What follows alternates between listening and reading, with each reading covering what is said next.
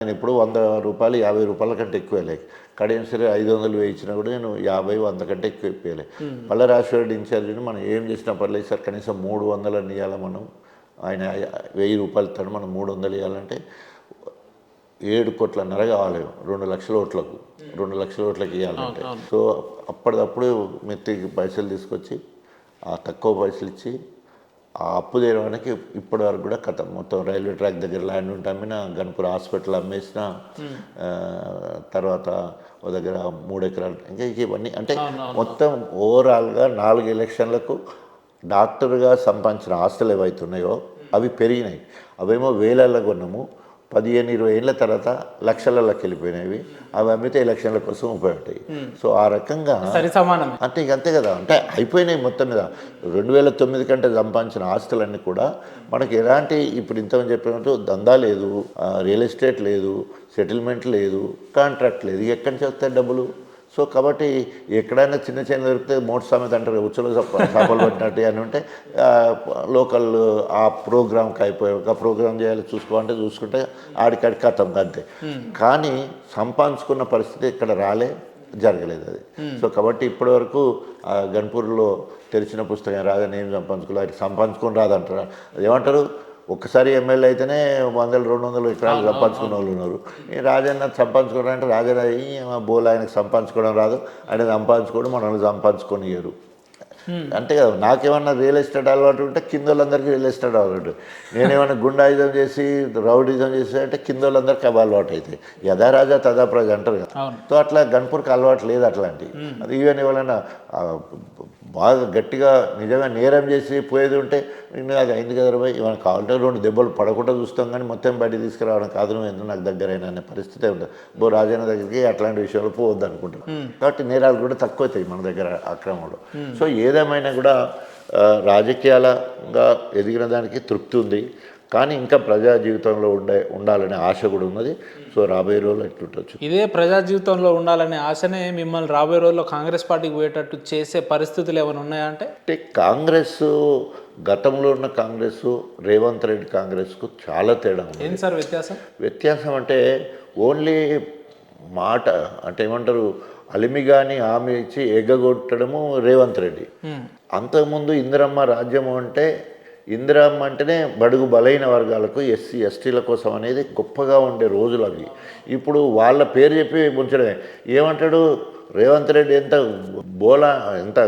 మొండిగా ఓపెన్గా చెప్తాడంటే, ఏముందండి ప్రజలు మేము అబద్ధాలు ఆడాలని కోరుకుంటారు, మేము అబద్ధాలు ఆడితేనే చప్పట్లు కొడతారు, వైద్యుడు రోగి కోరుకునేది కదే వైద్యుడు ఇచ్చేదే, మేమేం చేస్తామండి అని చెప్తాడు. అంటే మేము ఏం చేతులు ఎత్తేస్తాడు కదా, అబద్ధాలు ఆడుతుంటాడు కథ ఒక్కదొక్కండి. అంటే ఇవాళ ముఖ్యమంత్రిగా ఉండి కూడా ఆయన భాష చూస్తే బాధాకరం.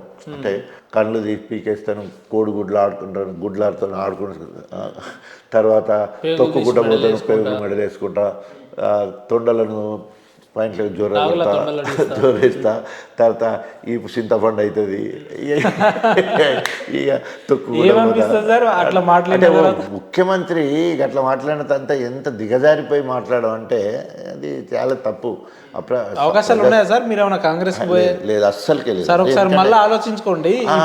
ఇప్పుడు మీకు ఉన్నపల్లంగా రేవంత్ రెడ్డి గారు ఫోన్ చేసి, రాజన్న మనం కలిసి పని చేద్దాం, మీ అవసరం పార్టీకి ఉంది అని అన్నాడు. ఆయనకంటే నేను సీనియర్ అట్లా ఏం లేదు, కానీ ఆయనకంటే ముందే ఎమ్మెల్యే, ఆయనకంటే అన్ని ముందే అయినా నేను అంటే. కానీ మీరు ఒకనొక సందర్భంలో కాంగ్రెస్ పార్టీలో జాయిన్ అవ్వాలని ఇదే రేవంత్ రెడ్డి గారి దగ్గర తాపత్రయపడ్డరా లేదా సార్? తాపత్రయపడు కాదు, ఎందుకంటే కేసీఆర్ గారు ఎమ్మెల్యే టికెట్ ఇవ్వలే, పల్ల రాజశేఖర్ని గెలిపించాలంటే పల్ల రాజశేఖర్ని గెలిపించినాం, గన్పూర్లో కడియం గెలిపించినాం.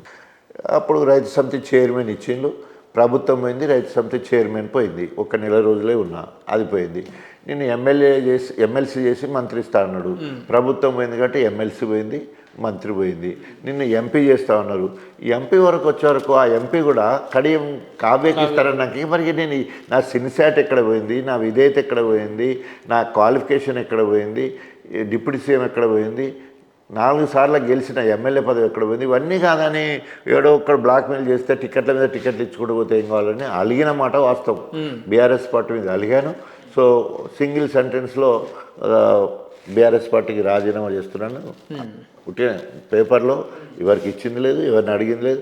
ఎందుకంటే బీఆర్ఎస్ వాళ్ళు కూడా నన్ను ఎక్కడ విమర్శించలేదు. కానీ ఏం చేస్తారు రాజానని 4 సార్లు గెలిచి డిప్యూటీ సీఎం ఉన్నాను, ఆయన కాదని గైనకి ఇస్తే బిడ్డకి కూడా ఇచ్చినాక ఏం చేస్తారు రాజన్న, ఆయనకి ఏం మార్గం లేదుగా. అట్లా అంటే ఒక తండ్రి మీద ఒక తండ్రి మీద కొడుకు కలిగినట్టు అలిగి అట్లా ఉన్నాను. కాంగ్రెస్ వాళ్ళు అప్రోచ్ అయ్యారు, తర్వాత బీఎస్పీ వాళ్ళు అప్రోచ్ అయ్యారు, బీజేపీ వాళ్ళు అప్రోచ్ అయ్యారు. కానీ ఎక్కడ కూడా నన్ను అట్రాక్ట్ చేయలేకపోయింది వాళ్ళు. నేను వాళ్ళు చెప్పిన మాటలకు ఎందుకో నాకు మంచిగా అనిపించలేదు ఓవరాల్గా. సో ఆ క్రమంలో కడియం శ్రేణి మోసం చేసేయడంతో మళ్ళీ ఆగమేఘాల మీద కేసీఆర్ రాజన్నే మనకు దేవుడు, ఇంద్రుడు, చంద్రుడు, మళ్ళీ పోయి పట్టుకురా పోండి అని మీరే ఎవరు చూడు మేము ఏమని పోవాలనుకు, ఆయన ఎమ్మెల్యే టికెట్ ఇవ్వకపోతే ఎంపీ టికెట్ ఇవ్వకపోతే ఇప్పుడు ఏం ముఖం పెట్టుకుని ఆయన దగ్గర పోతాం. కేటీఆర్ గారు అన్నమాట, హరీష్ అన్నమాట, మళ్ళీ పల్లెరాజు నేను మాట్లాడతాను, నేను పోతా, అట్లా ఇట్లా చేసి మళ్ళీ పిలిపించి మాట్లాడే క్రమం. ఎంపీ టికెట్ పాయ అన్నట్టు అన్నారు. మళ్ళీ దగ్గర దాకా పోయిన తర్వాత మళ్ళీ అది కూడా ఇయ్యలే. ఓన్లీ రాజన్న ఫర్ కడియం శ్రేహరి ఉప ఎన్నిక వస్తుంది. గన్పూర్ నుంచి రాజన్న ఎమ్మెల్యే కావాల్సిందే. సుధీర్ కుమార్కు ఆయనకి ఇచ్చేసి రాజన్న స్టార్ క్యాంపెయిన్గా గెలిపించే బాధ్యత చెప్దాం అని చెప్పేసి స్టార్ క్యాంపెయిన్గా తిప్పించిండు. ఇప్పటికైనా మీరు మళ్ళీ స్టేషన్ గన్పూర్కి ఎమ్మెల్యే అవుతారని చెప్పి ఇదే కేసీఆర్ గారు చుక్కల్లో చంద్రుడు చూపించినట్టే చూపిస్తున్నాడు. 100% ఆయన ఒక్కడే కాదు. అంటే ఇక్కడ కేసీఆర్, హరీష్ రావు గారు, కేటీఆర్ ఒక్కొక్క సందర్భంగా మన కాబోయే ఎమ్మెల్యే డాక్టర్ రాజా కడియం శ్రేణి మోసగాడు, ఇట్లా అనేక రకాల మోసం చేసిందని అందరూ కూడా చెప్పిన వాళ్ళే. వీళ్ళు ఇప్పుడు పెద్ద ఎవరైతే త్రిమూర్తులుగా ఉన్నారో వీళ్ళందరూ కూడా చెప్పిన వాళ్ళే.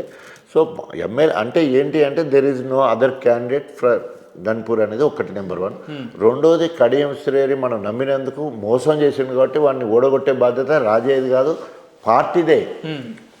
ఇది రాజన్న, ఇది నీ బాధ్యత కాదు, ఇది పార్టీ బాధ్యత. మోసం చేసిన కడియం నోడగొట్టే బాధ్యత మాది అని చెప్పేసి కేటీఆర్ పలు సందర్భంలో కేటీఆర్ అన్నమాట. అంటే బీఆర్ఎస్ పార్టీలో రాజా గారికి భవిష్యత్తు ఉంది, 100% భవిష్యత్తు ఉంది. సార్ ఇంకొకసారి భవిష్యత్తు ఉందా లేదా? 100% నాకు బీఆర్ఎస్ పార్టీలో భవిష్యత్తు ఉంది. భవిష్యత్తు ఉందా లేదా? ఉంది. ఉందా లేదా చెప్పండి. ఉంది.